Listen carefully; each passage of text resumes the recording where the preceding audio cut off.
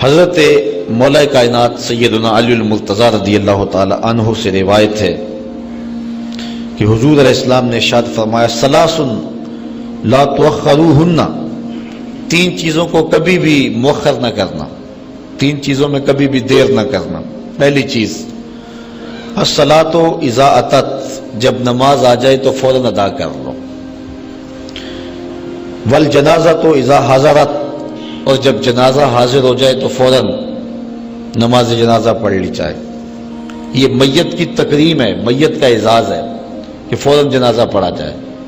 وہ وضو کر رہا ہے آدمی، وہ دور سے آ رہا ہے، کپڑا ہلایا جا رہا ہے کہ جلدی آ جا، اور میت جو ہے وہ پڑی ہوئی ہے، یہ جو ہے وہ اس کی تکریم کے برعکس بات ہے۔ بلکہ ہمارے ہاں ایک مسئلہ مشہور ہے کہ جو وضو جنازے کے لیے کیا جائے وہ جنازے کے بعد ٹوٹ جاتا ہے، نماز کے لیے نیا وضو کرنا چاہیے۔ یہ مسئلہ ٹھیک نہیں، اصل یوں مسئلہ نہیں ہے۔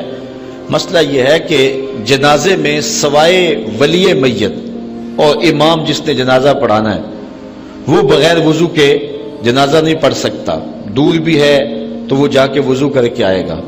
لیکن جو دوسرے لوگ ہیں ان کے لیے جنازے کا انتظار نہیں ہوگا، نہ ہو سکتا ہے، تو وہ اگر باوضو نہیں ہیں اور پانی دور ہے، اگر وہ وضو کرنے گئے تو جنازہ نکل جائے گا تو وہ تیمم کر سکتے ہیں۔ تو وہ تیمم ایک خاص وقت اور ضرورت کے لیے کیا گیا تھا، جو ہی جنازہ پڑا تو وہ تیمم ان کا ختم ہو جائے گا۔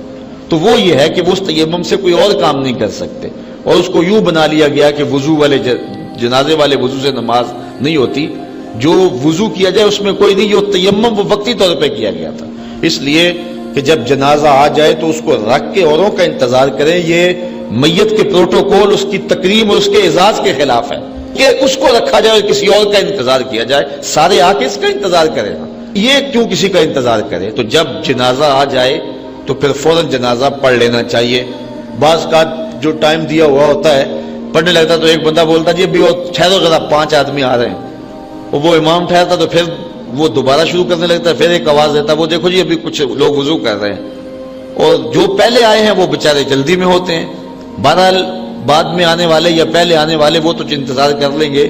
یہ میت کا پروٹوکول ہے کہ اس کے لیے کسی کا انتظار نہ کیا جائے، یہ اس کی تکریم ہے۔ اللہ تعالیٰ نے مرنے والے کو یہ تکریم دی ہے، اور تکریم کا عالم یہ دیکھیے کہ جنازے کو ایک آدمی بھی اپنی کمر پہ لاد کے لے جا سکتا تھا، لیکن 4 آدمیوں کو حکم دیا اور ان کو بھی کہا کہ کندھا بدلتے رہیں تاکہ مرنے والے کو تکریم ملتی رہے، اور بلکہ کہا زیادہ تیز بھی نہ چلنا، میرے شاہکار کو کہیں جھٹکا بھی نہ لگ جائے۔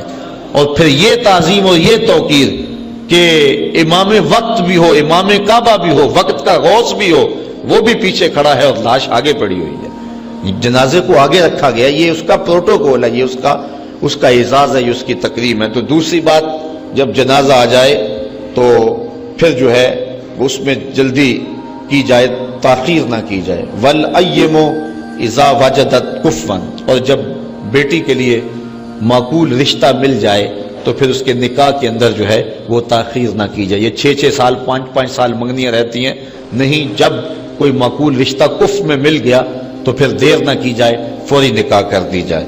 آج ہم نے نکاح کو اتنا مشکل بنا لیا ہے کہ نکاح جو ہیں وہ اتنے زیادہ تاخیر کے ساتھ ہو رہے ہیں، اور اس سے بہت ساری خرابیاں پیدا ہو رہی ہیں۔